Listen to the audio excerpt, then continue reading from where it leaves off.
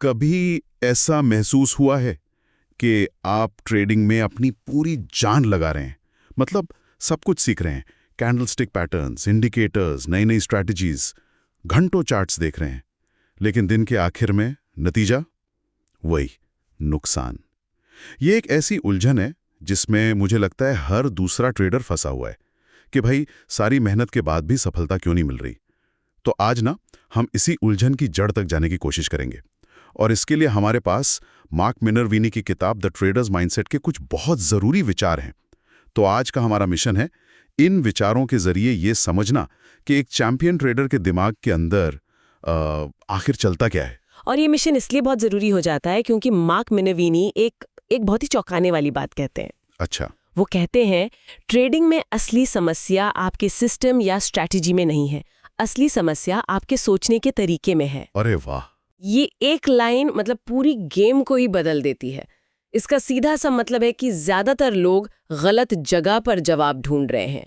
आज हमारी सारी पड़ताल इसी एक विचार के इर्द गिर्द घूमेगी। ये तो वाकई सोचने वाली बात है। मतलब हम सब जो एक होली ग्रेल सिस्टम ढूंढने में लगे रहते हैं, मिनर्विनी कह रहे हैं कि आप गलत जगह देख रहे हो। बिल्कुल। असली खजाना आपके सिस्टम में नहीं, आपके दिमाग में है। तो चलिए फिर इसी से शुरू करते हैं। ये माइंडसेट इतना जरूरी क्यों है? क्योंकि आम धारणा तो यही है शायद 99% लोगों की जी कि ट्रेडिंग का मतलब है सही indicator, perfect entry exit point या किसी की हॉट टिप। और इसी आम धारणा की वजह से 99% लोग असफल रहते हैं।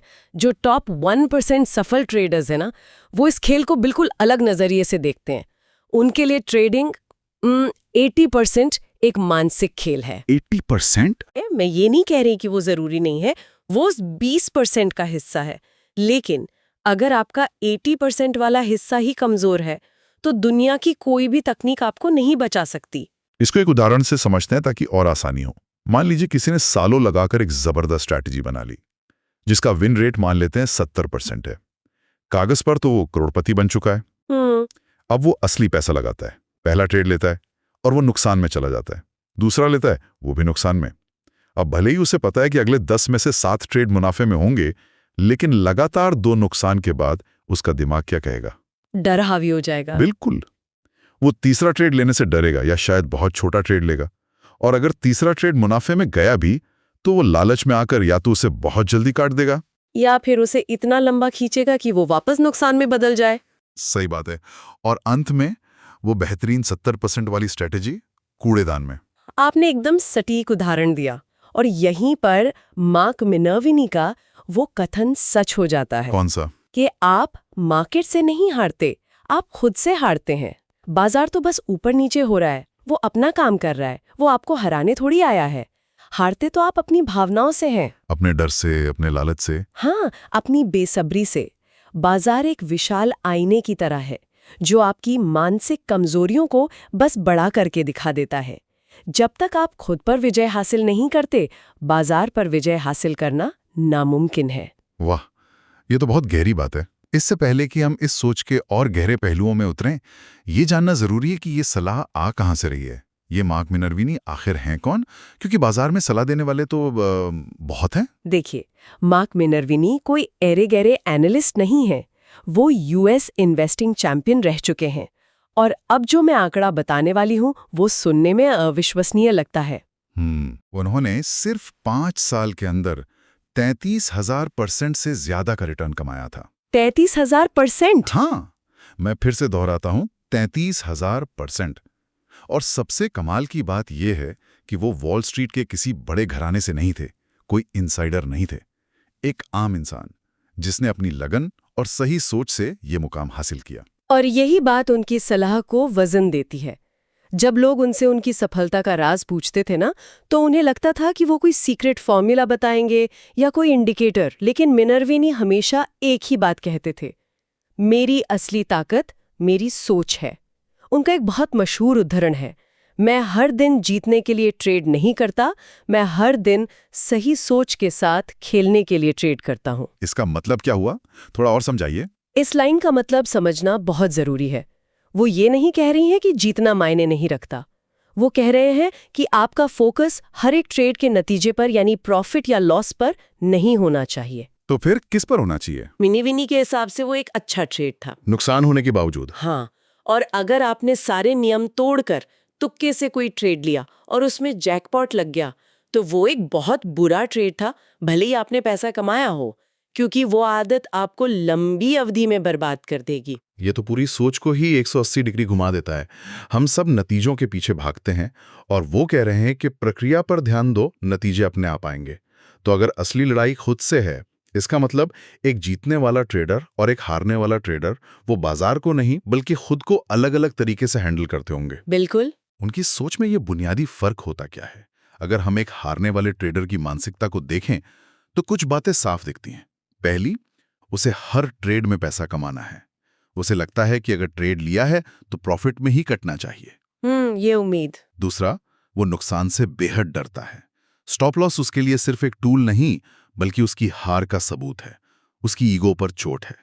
तीसरा, उसके अंदर जल्दी अमीर बनने की एक बेचैनी होती है। वो एक ही ट्रेड से अपनी जिंदगी बदलना चाहता है। और सबसे बड़ी निशानी, क्या? वो कभी अपनी गलती नहीं मानता। नुकसान हुआ तो बाजार में धांधली थी, ऑपरेटर में गेम कर दिया या उसकी किस्मत खराब थी। गलती कभी उसकी नहीं होती। इसके बिल्कुल विपरीत एक चैंपियन ट्रेडर की सोच होती है। उसका ध्यान प्रक्रिया पर होता है, पैसे पर नहीं। वो जानती है कि अगर प्रक्रिया सही है तो पैसा एक बाय प्रोडक्ट है, वो अपने आप आएगा। और नुकसान?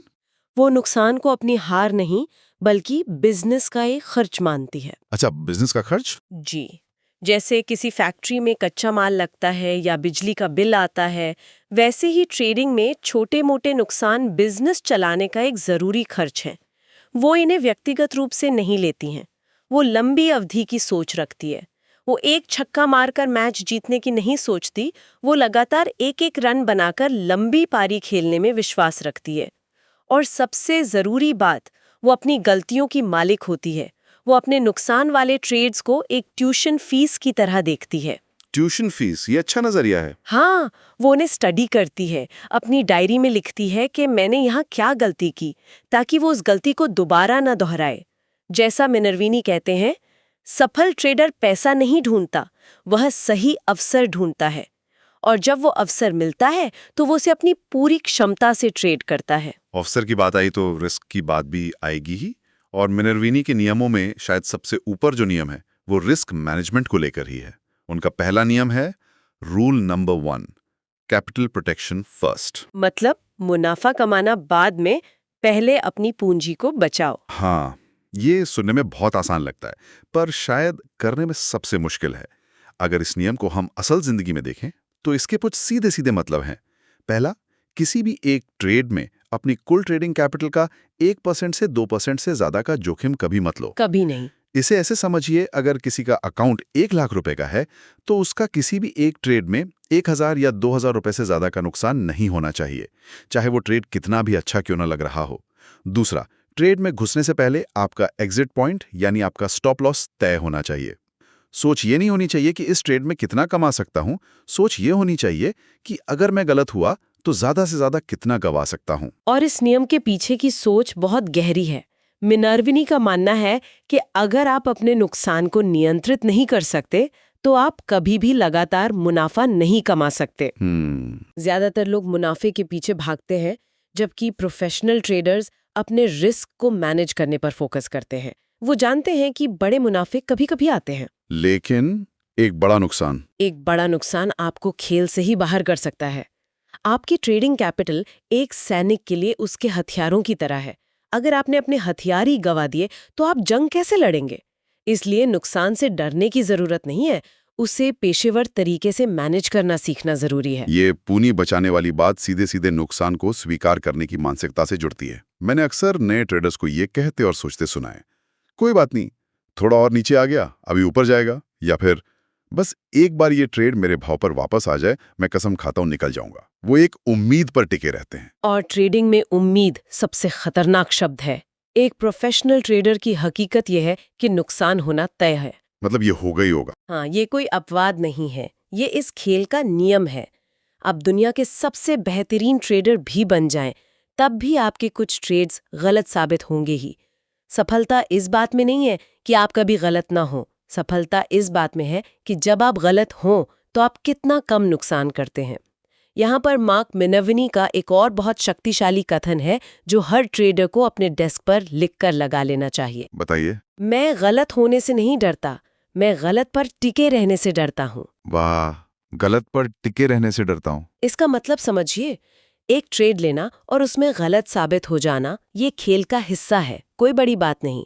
असली तबाही तब शुरू होती है जब बाजार आपको चीख चीख कर कह रहा है कि तुम गलत हो, लेकिन आप अपनी जिद और अपनी ईगो पर अड़े रहते हैं। बिल्कुल, और उस नुकसान वाले ट्रेड को पकड़े रहते हैं, उसे एवरेज करते हैं और उम्मीद करते हैं कि बाजार पलट जाएगा। यही एक छोटा मैनेज करने लायक नुकसान एक बड़े और फिर अकाउंट खाली कर देने वाले नुकसान में बदल जाता है। बिल्कुल। तो एक सफल ट्रेडर का व्यवहार यहाँ एकदम उल्टा होता है। जैसे ही डेटा या प्राइस एक्शन उसे बताता है कि उसका विश्लेषण गलत था, वो तुरंत अपनी गलती मान लेता है। वो उस ट्रेड से बिना किसी भावना के एक रोबोट की तरह बाहर निकल जाता है। वो उम्मीद या डर के आधार पर फैसले नहीं लेता, बल्कि अपने लिखे हुए नियमों के आधार पर चलता है। अगर नियम कहता है यहां स्टॉप लॉस है, तो वो वहां से निकल जाता है, चाहे उसे अंदर से कितना भी बुरा क्यों ना लग रहा हो। इन सब चीजों के लिए नियमों का पालन करना, नुकसान को काटना, सही मौके का इंतजार करना, इन सब के लिए एक चीज की सबसे ज्यादा जरूरत पड़ती है, अनुशासन। और ट्रेडिंग में शायद सबसे मुश्किल काम है इंतजार करना और कुछ ना करना। सही बात है। जब बाजार हर मिनट ऊपर नीचे हो रहा हो, तो हर किसी के हाथ में खुजली होती है कि कोई ना कोई ट्रेड ले ही लिया जाए। वो फोमो यानी फियर ऑफ मिसिंग आउट हावी हो जाता है। आपने बिल्कुल सही नब्ज पकड़ी है। और यहीं पर मिनर्विनी का एक और क्रांतिकारी विचार सामने आता है। अच्छा। वो कहते हैं cash is also a position.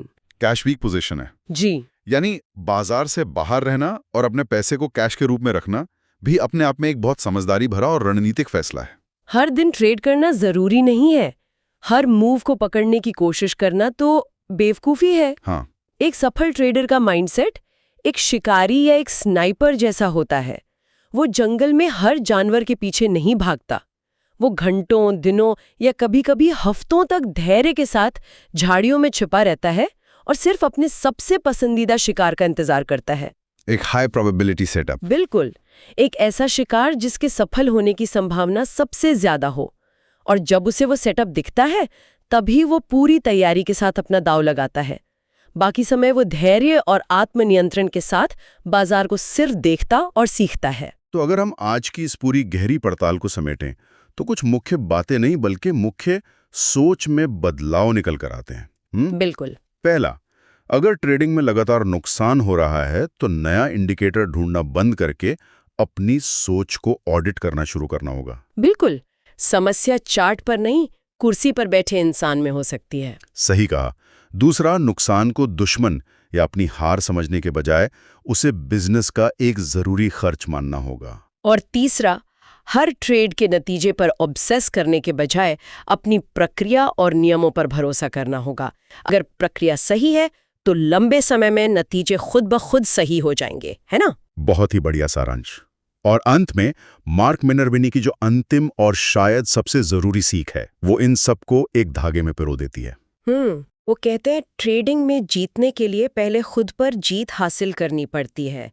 ये लड़ाई बाजार से बाद में है। पहले ये लड़ाई खुद की भावनाओं, अनुशासनहीनता, डर और लालच से है। और मैं इस चर्चा को हमारे श्रोताओं के लिए एक विचार के साथ समाप्त करना चाहूंगी। अगर ये सच है, जैसा कि मिनर्विनी और दुनिया के तमाम महान ट्रेडर्स कहते हैं, कि किसी ट्रेडर की सफलता 80% उसकी सोच पर और सिर्फ 20% उसकी स्ट्रैटेजी पर निर्भर करती है, तो क्या एक ट्रेडर को अपना 80% समय और ऊर्जा अपनी सोच को सुधारने, अपने अनुशासन को मजबूत करने और अपनी भावनाओं को नियंत्रित करने की प्रैक्टिस में नहीं लगानी चाहिए, बजाय इसके कि वो अपना 99% समय सिर्फ नई नई स्ट्रैटेजी और इंडिकेटर्स ढूंढने में बर्बाद करता रहे?